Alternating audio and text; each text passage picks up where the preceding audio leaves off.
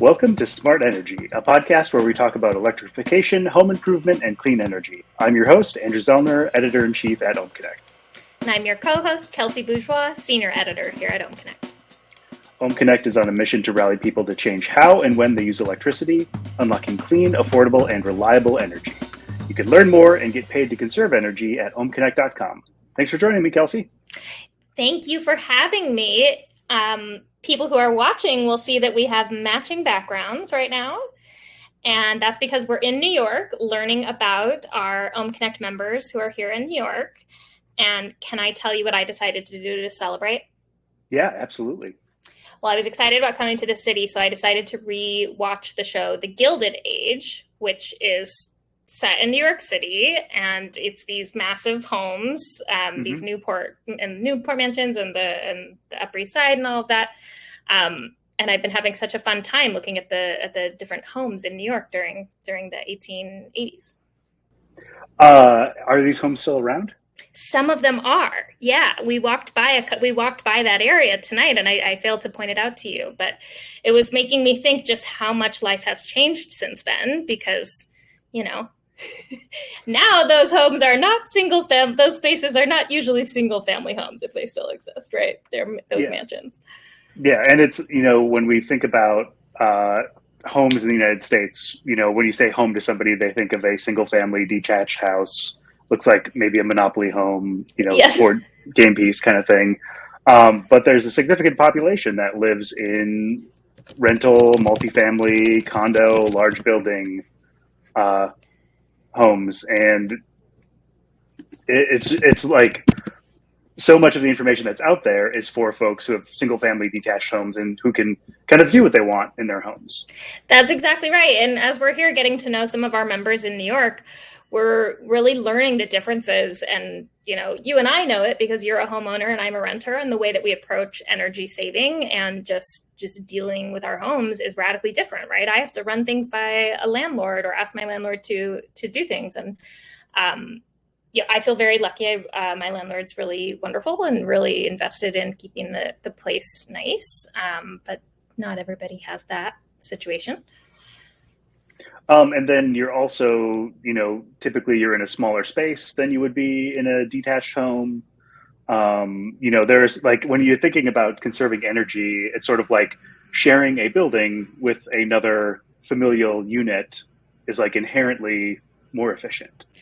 Yeah, that's exactly right. And I will say, talking to single family homeowners, I'm realizing how much higher their utilities are, how much higher their electric bill is, how it's making me frankly feel grateful in some ways for my situation, where I'm in a 3 flat in Chicago, which is just meaning, you know, there's 3 units in our building and we have 2 of them. But it does feel more efficient. That is a really huge benefit of renting, of sharing space in that way, where you're just doing one building. Well, and especially, you know, every time I come to New York, I just like love riding the subway. It's just like, it's like the best way to get around. Like I had to rent a car too, because we're like driving to the outside the city, but like having a car in New York feels like more like a liability. Yes. Yeah. And frankly, it feels that way in Chicago sometimes too. And, you know, depending on where you live, I've told you I live in a food desert. We use the car some of the time, but getting around the city, it's annoying. And it is nice to have, you know, better public transit infrastructure and be able, I mean, ultimately these densely populated situations, while they may not be for everybody, there are some really big energy benefits to living in a densely populated situation. The buildings, the combined transit. The other thing I'll say from our podcast last week is there's a neighbor factor. And it's funny, I think people don't associate cities with knowing your neighbors. And I suppose it depends on the city and the neighborhood. But I know my neighbors much better than I did when I lived in a smaller city personally. I don't know. How well do you know your neighbors? I feel like we know our neighbors quite well, but like we also, like, I know the neighbors who are like my same age, and like we have shared interests. Yep. And like also like we're living in the same neighborhood for like a lot of the same reasons. It was affordable, but like close to things we wanted to do. Yep. And like that aspect of it, I think, you know, we also like help each other with home projects or like give advice Oh, or like lend tools and stuff. lending Um, tools. Who wants to buy their own snowblower or oh, whatever when you can just have a I do. neighborhood I want one? to. Yeah. Well, you do. You want to buy your own snowblower, but would you Yeah. lend it to people? Like, Oh, are you a absolutely. good I mean, neighbor? I'll just like snowblow the sidewalks anyways because I'm out there. Got the snowblower. Yeah. You're such a good neighbor. Yeah. The other, being in New York City, it's like there are so many people here, and it also Yes. like makes me think about, when folks think about their utility bills or like their personal impact, like one person isn't going to have a huge impact, but like a bunch of people in the same spot conserving just a little bit of energy has like an outsized impact on the grid and reliability. And it's like something that like New Yorkers are like very independent, but like they band together. Mm-hmm. And it feels like there are opportunities for folks who like aren't necessarily owners of any property or a place, to still have a pretty positive impact on the world. Absolutely. And I think there's some real value to that. Like you said, there's independence of being a New Yorker, and I think there's some of that in Chicago as well. But I think when you are living in a densely packed situation, you Mm-hmm. are sort of forced into interactions with people that you would not otherwise know or meet. And I think there's some real value to that in terms of feeling as though you have responsibility to other people. And I don't think that that's absent in rural or suburban areas. I just think that in a city, a really urban environment, I think it's really in your face, right? Same thing when I'm driving around in the suburbs. It's easy to feel sort of detached, and I think when you're in a city and you see these people, you're brushing shoulders with them, all these things. For me, it does get me in more of a community minded space where I'm like, Mm-hmm. you're my neighbor. You live on my same block. I may not know your name, but the hundreds of us who live on this block, we share a lot, right? Much more than my neighbors in, another state or whatever. Another like interesting thing I've noticed about New York is like there are power plants like in the city, Yes. with people living around them. They're on the river. Yes. It's like New York is so densely populated that like the infrastructure that in other cities would be like not around people is like in the center of everything. And some of those are like peaker plants, right? Mm-hmm. Yeah. So they're those dirty energy plants that we turn on just briefly when energy is spiking. And that's what you were saying about how when a lot of people are this densely packed, a little bit of action from a lot of people goes a long way to avoiding turning on one of those peaker plants. And then that also benefits everybody because then the air is cleaner, right? Where we're all breathing it. And the other thing too I think about is like these huge buildings, still have to be heated. They still need electricity, Yes. and the systems inside of them support so many more people. And so like changing over that system to be a little bit more efficient, or switching over to clean energy or putting solar on the rooftop, everyone gets to partake in those benefits, and it's like not as costly upfront. Right. And so I also think about like it's not just like big things, but like all these rooms have light bulbs in them, right? Yes. Change them all out for LEDs. They're it's like all of the little things that in a single family detached home, like changing all of your light bulbs for LEDs if you had incandescents will save you $10 Dollars. a Yeah. month. But in a building with 200 units, that's like $1,000 a month or more. Right. And that's compounding over time. That's just, yeah. I think you're absolutely right. I think that it's been very interesting talking to New Yorkers about the way they think about their energy. They definitely seem to approach it a little bit differently than others, in a good way. Yeah. So our guest this week is Katie Henderson, and she is an energy consultant.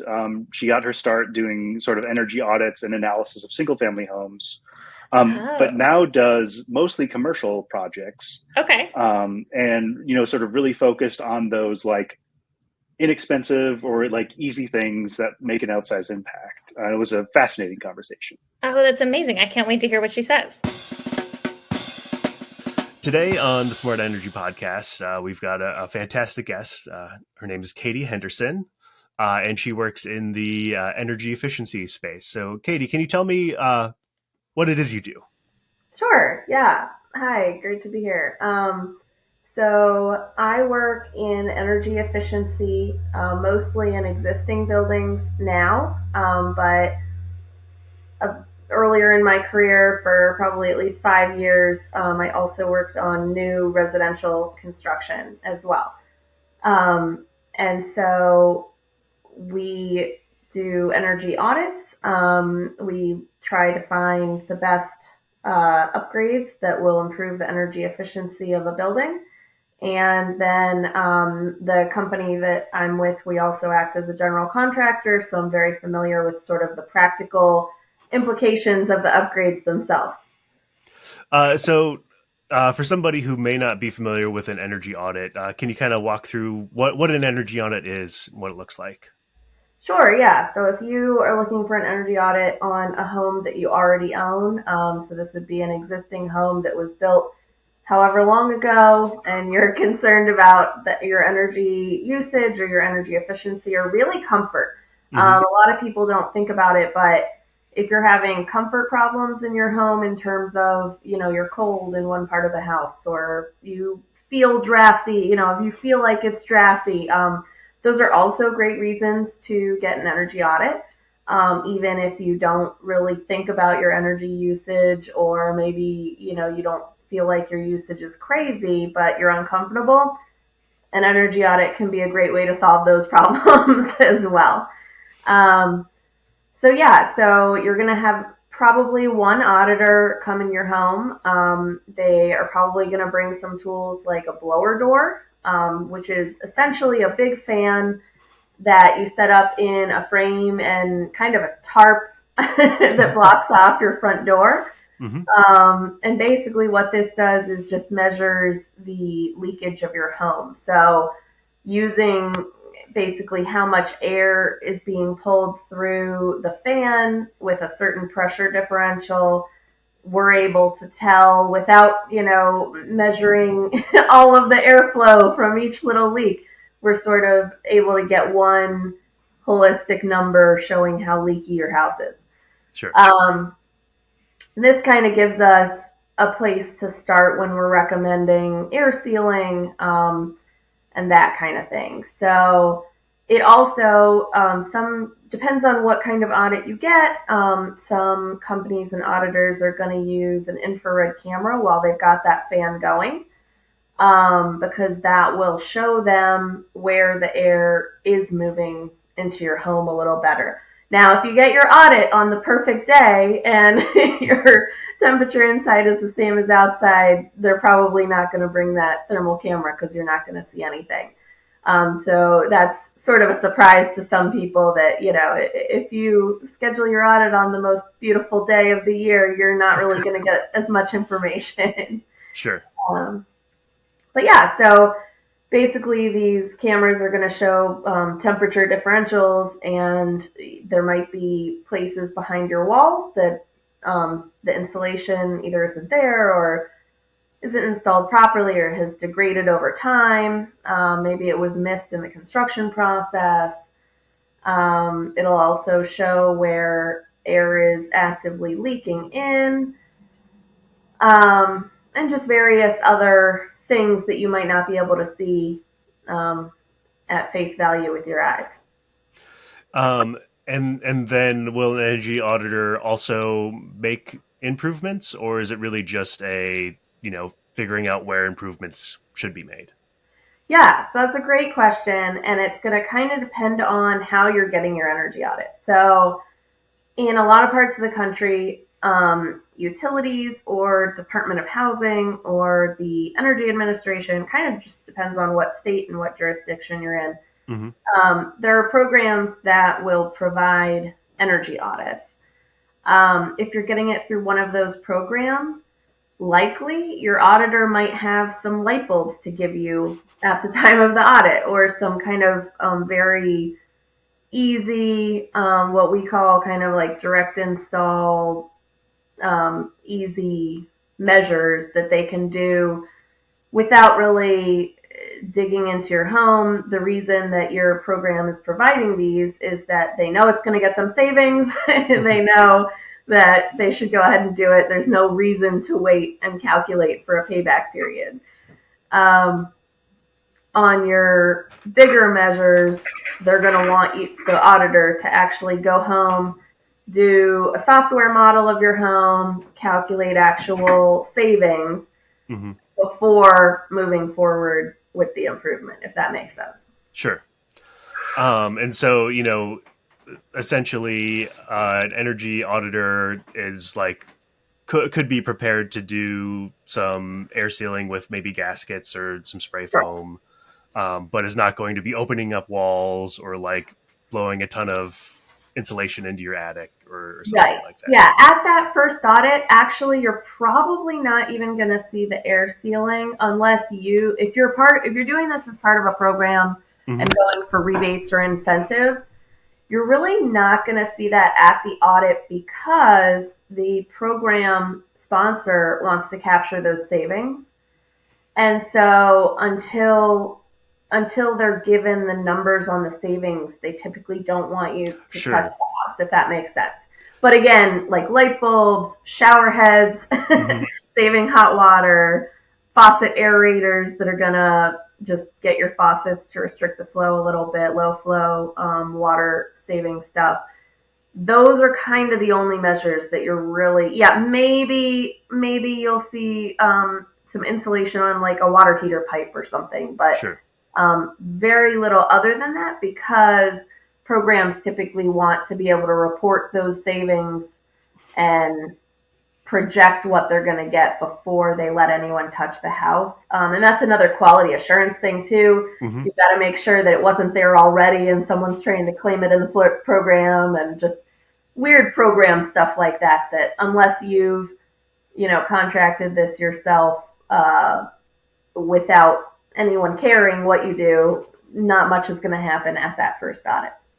And then also, thinking about if you've contracted this yourself, say you got an old house and you want to make improvements, it is very useful to have an energy audit to help you sort of focus on what improvements you should make, and then also to bring that blower door back and see if you've actually made improvements. Right. Yeah. Exactly.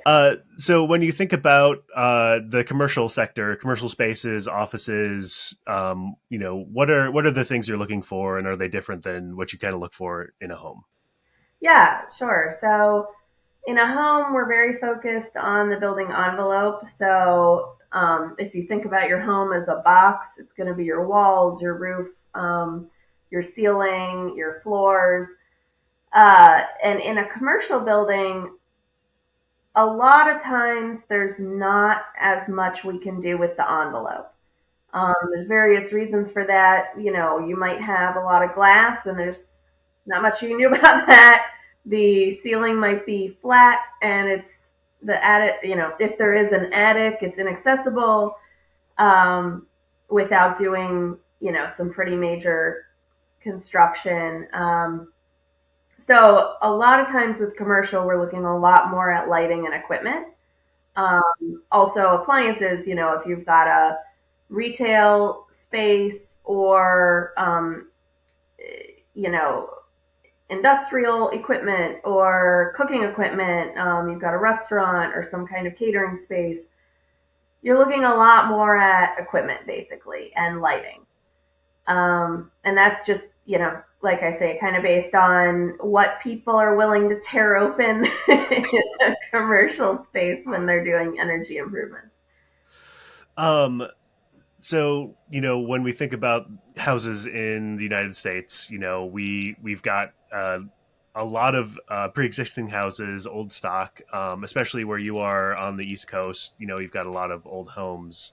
Are there certain sort of like, do certain eras of homes correspond to like different common things folks should think about improving, or is it really the things are all the same and we've been building houses wrong forever? That's a great question. A little bit of that, we've been building houses wrong throughout, but no, there's definitely it. I would say that because homes have typically been site built, stick built, it's incredibly dependent on like who built your home, like the actual crew, which is drastically different even among, your county or your town. And so there's not a whole lot, but there are certain features of a home that are notorious for things, if that makes sense.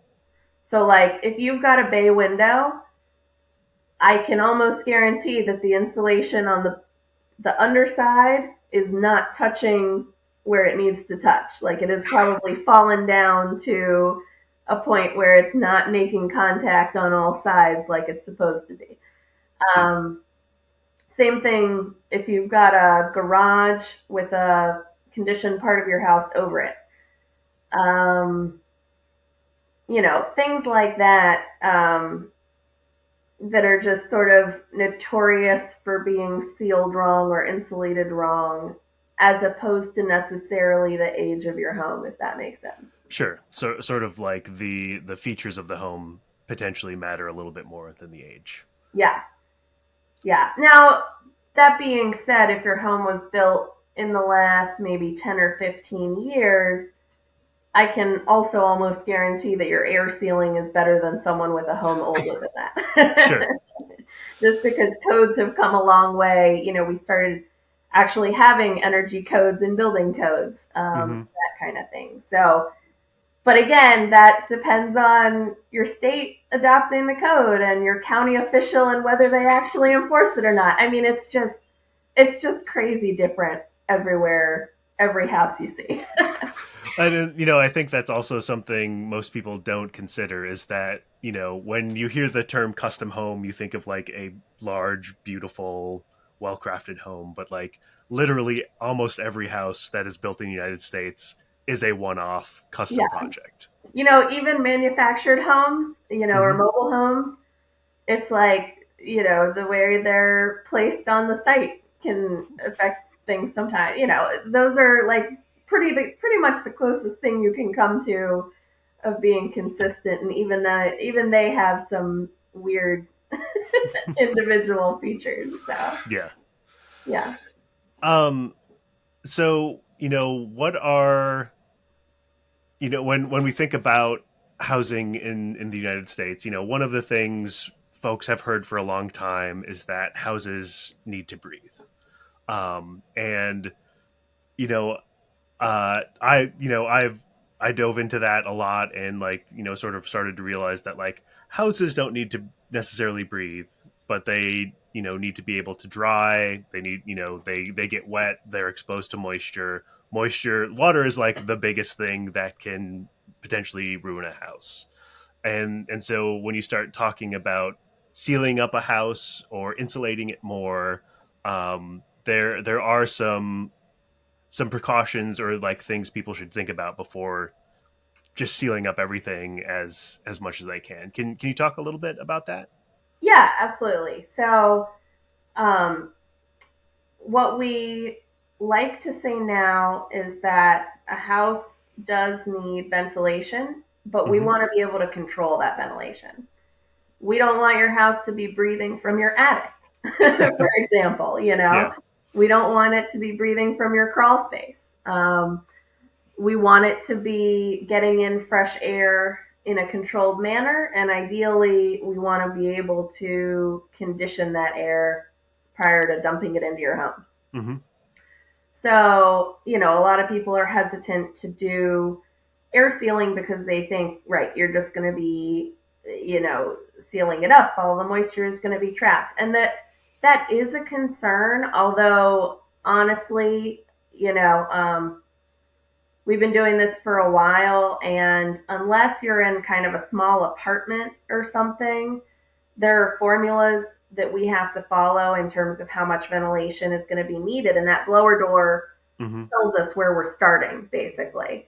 And from that, we can see whether we, per the code, need to add more mechanical controlled ventilation or whether we're still okay. And it's, it's not as big an issue as people think. Sure. Unless you're in an apartment or something, it's, your house is probably leaky enough that even if we seal it up, you can't get everything unless you're tearing out all your drywall or whatever your walls are. Um, you're just not going to be able to get all of the leaks in a retrofit. Now, for new construction, this actually is a big issue because it's much more controlled. They are able to get it much more sealed. Some states have codes where, you have to meet a certain number on your blower door before you get your occupancy certificate.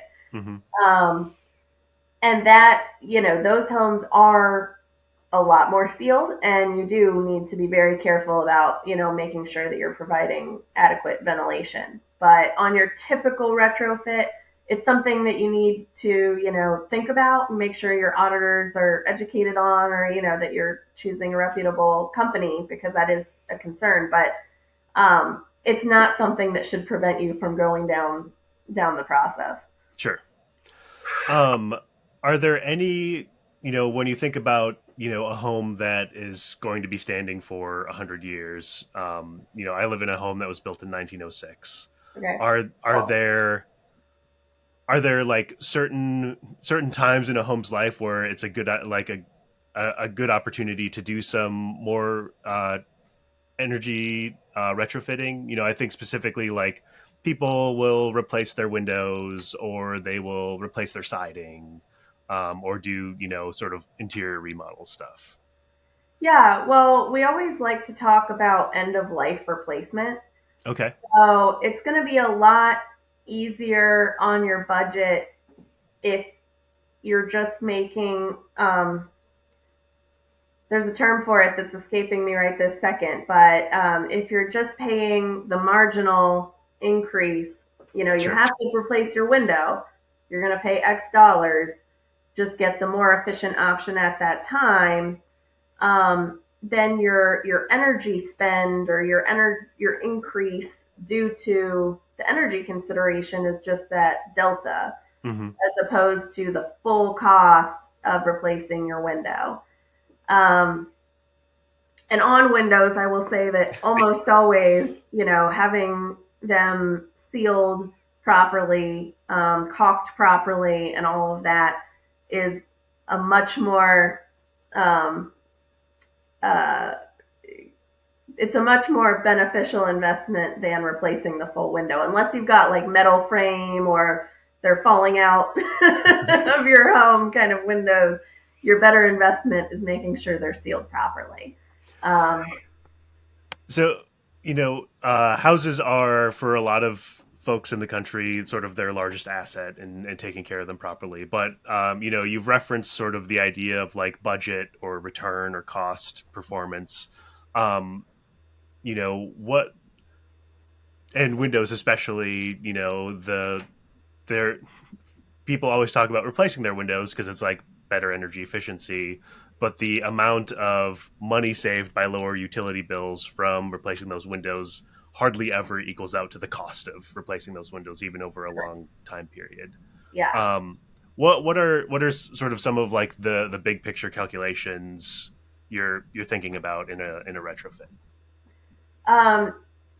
You mean like what type of measures that we're Yeah. Yeah. So a lot of times older refrigerators, so if your refrigerator is older than like 10 years, that's often a really great, quick and easy measure. HVAC equipment is very dependent on what you've got and what's going in and everything. But once that starts getting older, those are typically a really great opportunity. Obviously, again, those are the more expensive items. Mm-hmm. So a lot of people will try to wait until it's sort of the end of life.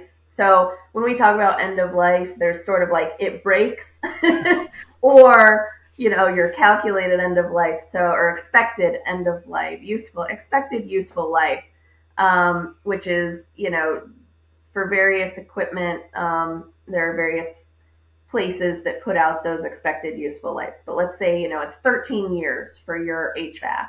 Mm-hmm. If you're replacing it around that mark, it just makes sense to get the most efficient you can at that time, because you're locking yourself into whatever you have probably for another, 13 years. Yeah.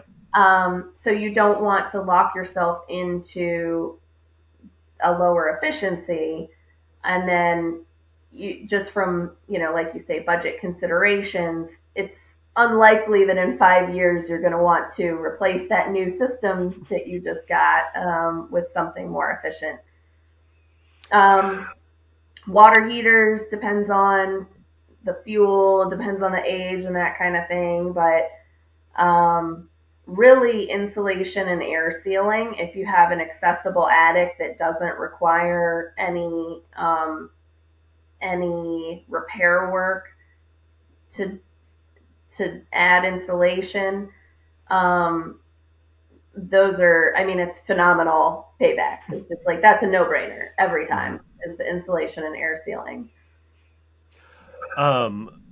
So, with the passage of the Inflation Reduction Act, and thinking about a push for electrification, I think a lot of folks are thinking about heat pumps, solar, batteries, and all of those things also play into the sort of like cost and efficiency of a home.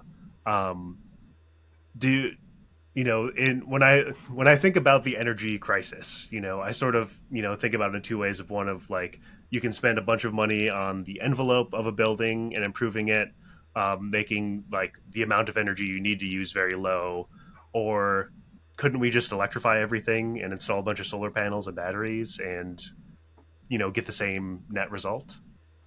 Yeah. One argument there is, yes, you could, but a solar panel is going to be a lot more expensive than putting some caulk on the holes in your house. Right. So if you can reduce the amount of solar you need to offset your home, you're going to be in better shape. Mm-hmm. So a lot of times it really makes sense to get the building itself as efficient as possible before you go down the renewable path.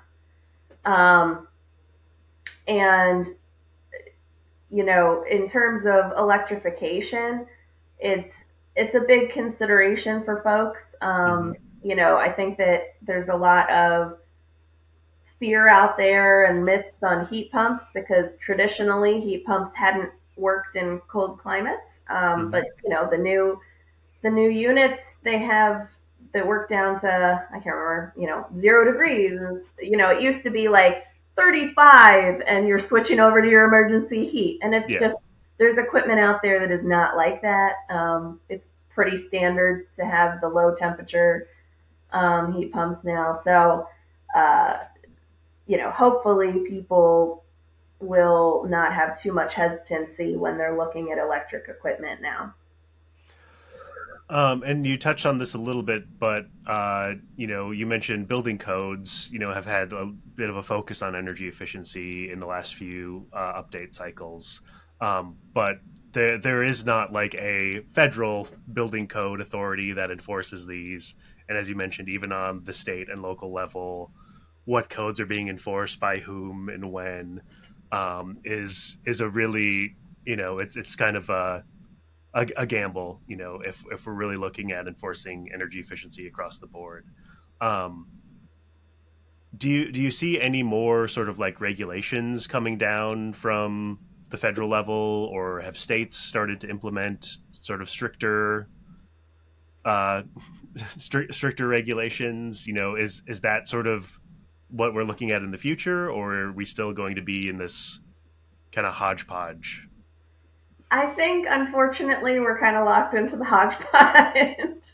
um, there are certainly jurisdictions. When I say jurisdiction, I can mean mostly county level. There are some cities that do their own inspections.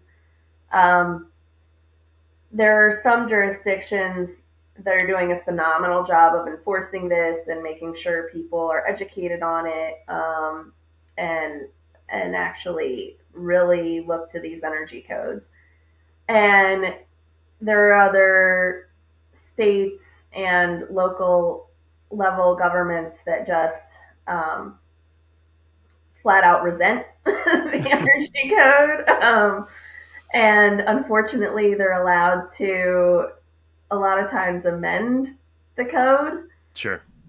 So, unfortunately, just the way that code adoption is structured in the United States, it's, I think, going to be a hodgepodge for a long time. And I feel like there are so many competing interests. It's not just the homeowner, but it's potentially, realtors making money on selling homes, builders building homes, utility companies, trying to limit the amount of energy they're responsible for. So in the in sort of the new build world, I've had some friends, you mentioned getting certified before you get your certificate of occupancy, and they've talked about ResNet and contracting with a HERS rater. Can tell me a little bit more about that? Yeah. So the nice thing about ResNet, which is the Residential Energy Services Network, I think. Haven't seen it spelled out in a while, so don't hold me to that. They have HERS raters. So this is a national organization, and they have trainings and certification and continuing education requirements that are nationwide. So talking about consistency, this is kind of something that that lends itself to having that consistent comparison across nationwide, and I think also in Canada. A HERS rater is a home, or a HERS rating is a home energy rating system score. So HERS raters are trained to do a software model of a home. It kind of makes some assumptions across the board. So it's not going to be specific to your family. It's going to be, number of bedrooms plus one, and that's how many occupants are in your home. And it's just got these consistent rules on how to model, and then it will give a score so that you can actually compare sort of apples to apples across homes. So if you're buying new construction, there's actually an online database that you can see whether your home has a HERS rating. You can type in the address. Hopefully the builder would be, advertising this, although if their scores don't come in good, I don't know. Sure. But yeah, I encourage anyone, looking at new construction, type it into the ResNet database and see if your home is on there. You could type in your name, if you're in a new construction neighborhood, you can type in the neighbor's home, see what their score was.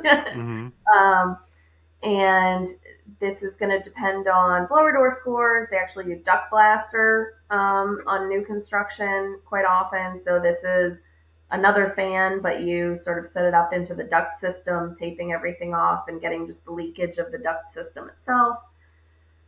And everything kind of gets input to this model, spits out a score, and that is, again, a consistent thing across the United States. It takes into consideration your climate zone and everything. So the code, might vary from place to place, and you're probably going to see that reflected in a HERS score. So, if you're looking at the HERS score, even of the same builder, maybe in, one county versus another, you might see that it's like, oh, they're all, upper 60s in this, but lower 60s in this other place. And that's because, the county might be making them do something different that helps out or doesn't. So getting back to the idea of like a home as, the biggest investment somebody's going to make, have you seen like home prices sort of adjusted, for performance, energy performance? Does like a more energy efficient home have a premium over a similar size home that isn't energy efficient? Yeah, so this is a great question, and the ResNet folks have been really working on this for a while. A while back, I want to say at least 5 years ago, they got a field added in the MLS. Is it MLS? Whatever Yep. yeah, the MLS system. So when you're listing a home for sale, there was a section related to energy. Unfortunately, at that time, I think when they initially got it on there, it was optional. And, for various good reasons that information doesn't exist for all homes or, whatever. So small steps are being made in trying to reflect that in home prices. And in the appraiser world, there's a lot of trainings on this. They're really trying to get appraisers up to speed to be able to take this into account. And I'm not as familiar on the renewable energy side where they are with that, but I think it's just very slow going on the energy efficiency side to incorporate that into home prices. Another big problem is that they do a lot of work with comparables. Yeah. Well, if your comparable homes don't have that information, it's hard for them to justify any increase from it, Yeah. So it's a slow going process. And like, you can also not get any slower than dealing with sort of banks and financing. Right. And really it still feels like the way a house is valued is based purely on its size and its location and, the age, right? And because every home in the US is a custom home, the performance even from neighbor to neighbor is going to vary pretty wildly. Yeah. And it does. I mean, we do, these big builder subdivisions back. My company doesn't do the new home rating anymore, but back when we were doing that, I mean, you'd have one neighborhood and it would be, you might have 6 different scores across the neighborhood. So yeah, it's very dependent on that home itself. So if a homeowner is thinking about wanting to get an energy audit, where should they look or start? Yeah, I'd encourage a homeowner to look at their utility website. There are a lot of utility programs that either subsidize or pay for rebates, that kind of thing, for energy audits. If they happen to be low or moderate income, your state's Department of Housing oftentimes will have a program, and then there's also the federal weatherization program as well. So, those are great places to start. There are a couple different websites online that kind of show various incentives and rebates across the country. Those are also good places to start. But yeah, I think, if you also just search home energy auditor in your area, those companies will definitely be versed in all of the ways that they can get you to pay for this audit. What you probably want to look for if you have an existing home is a Building Performance Institute BPI certified auditor. That's kind of in the existing world. That's sort of the national organization that is really the respected name in certification for auditors. For new construction, it's ResNet HERS Raters. And then in the commercial world, is there a similar national organization? In multifamily, BPI does include multifamily, so there's a multifamily specific certification. Once you get out of the residential Where people are commercial living, yeah. overlap, you're probably going to want to be looking for the Association of Energy Engineer certificates. So there's Certified Energy Manager is kind of the preeminent one there. Beyond that, there are various certifications required for different programs, but mostly probably the AEE's CEM. Okay. Very cool. Katie, if somebody wants to learn more about what you and your company does, where should they check you out? Sure. Our website is efficienthomellc.com. And that is we're a small company based in Maryland, but we also work around the Mid-Atlantic area. BPI also has a homeowner facing portal where you can search for Gold Star contractors. So this will also be, installers and auditors that have that BPI certification. I think it's bpi.org, but let me double check that before I tell you that. Sure. Yeah, bpi.org is a great, and then it'll let you choose kind of whether you're a homeowner or not. It'll take you to that side of the site. Awesome.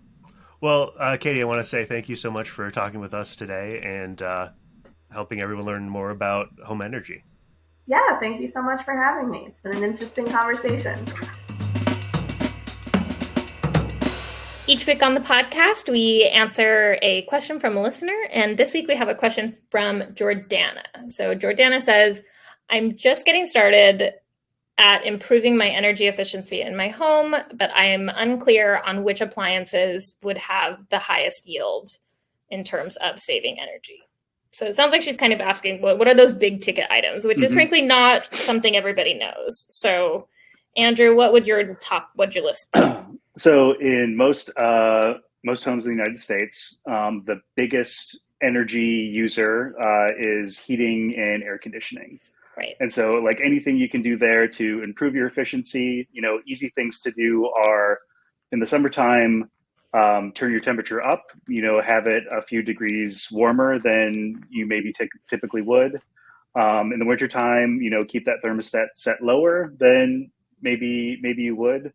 And like those two actions in themselves can like lower your home's energy usage, in a significant way, like 5-10%, right. Maybe even more. The other thing, the bigger ticket ways to deal with that would be things like if you could zone your home, right? If you think about just heating or cooling the portion of your home you're using at any given time, that's going to go a further way, which, especially as we're coming up on winter, if you can delay using your heating at all, you should. Jordana, like I would start with space heaters, start with heated blankets, layers. If you can do that, holding off even a couple extra weeks or something will go a long way. One really easy and inexpensive way to get a better handle on your heating and cooling is to install a smart thermostat. There are a lot of programs out there, rebates, utilities. So installing the smart thermostat sort of like learns your habits and knows when you're home, when you're not, can heat or not heat or not cool your home appropriately. And you can kind of like learn your routine. And so like, if you like to sleep colder, it'll like make it colder at night, but like still warm up your house in time for when you normally get up, that sort of stuff. I mean, what I love about that is that's the kind of, it's learning automatically and adjusting automatically, because really we're not saying you should be uncomfortable in your home all of the time. What we're saying is don't use energy where it's you don't need to, right? And so that learning it for you, you don't have to think about it. That's really the trick, is do you have to consciously engage with it or not, right? So HVAC's the top of the list. Yeah. But what are our next few? So the next outsized sort of impact one is anything around heating water. So your hot water heater most likely uses the second most energy in your home. It'll either be electric or gas. And there's a couple of things you can do. One is you can make sure the heating temperature on your hot water heater, if you have a tanked water heater, is set lower. I think you can go as low as 120 degrees and still be safe from any sort of like bacteria that might get into your water supply. It'll heat it and kill it. Not a big deal. And then you should also think about like when you need to use hot water. And like realistically, you kind of only need to use hot water to like wash your hands, take a shower. Although I do have like relatives who embrace the like cold shower thing. But one big one where people use hot water and they don't really need to is when you're washing your clothes. Yes. And it's like modern detergents, modern clothes washing machines, like do totally fine with cold water. It's also like better for your clothes. Yeah. Save some energy. Yes. If you want your clothes to last longer, wash them on cold. If that is news to you. And I mean, this is sort of separate, and hang dry them. Yeah. If you can. Also, you think about dishes. If you do have a dishwasher, you don't need to pre-rinse your dishes. If you do want to pre-rinse your dishes, you don't need to use hot water. Yes, it's totally safe. I think people get worried about that because we're taught so much about hot water cleaning it. But if you're using a dishwasher, especially if it's a new one, scrape it and put it in. You don't even really need to rinse it in most cases. Yeah. And a lot of newer dishwashers also heat water locally, which means you're not using your water heater, right? So that's another step. So I think they don't heat it like completely, but they will take like room temperature water and like heat it enough. Got it. Okay. Yeah. You probably don't want to like send a cold water line to your dishwasher. Okay. You want it to be a room temperature of that. Yeah. Because it heats it like hotter than what your hot water heater is set at. Right. Of course. Yeah. So HVAC, hot water heater. What's our third top? We'll give a top three. So the HVAC and the water heater probably comprise anywhere from 30 to 50% of a home's energy usage. After that, you're like getting down lower in percentages. The next sort of like biggest regular user is if you have a dryer, an electric dryer. They use a lot of energy. The other, depending on where you live, you're charged different rates for what time of day you're using energy. Right. And so if you can like prioritize when you're drying clothes, especially dry them when electricity is cheap. That's usually during the day when the sun is shining and we've got solar panels collecting all this energy. And then like after that, it really becomes more things around personal habits. Like lighting, if you have mostly LEDs, that's like a few percent of your house energy usage. Refrigerators are another like 2 or 3%.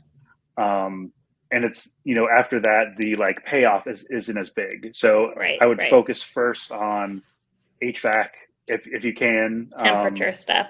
Start with the temperature stuff. Yeah. And then, the fridge is the temperature stuff too. And, with all of these machines, with any appliance you have, there's also something to be said with doing regular maintenance and having them regularly serviced, because they're going to be more, one, if they're newer, they're going to be more efficient, but two, if you just maintain them. Like a lot of refrigerators are not operating as efficiently because there's not space around them or they haven't been cleaned in a while and all of those things. So there's lots of little things you can do, projects. I like to take on projects, one at a time, little thing one weekend, little thing the next weekend. So, but yeah, HVAC, I think get comfortable with some different temperatures and making sure you're not heating or cooling air when you don't need to be. No one's enjoying it.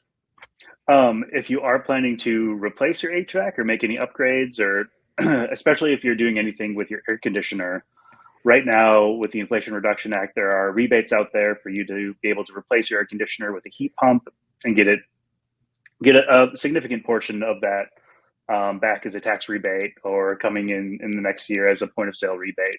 Yeah. And the thing we're talking about there is like, ideally we'd be using purely electricity driven devices to heat and cool our homes. So we're no longer burning fossil fuels and that sort of stuff.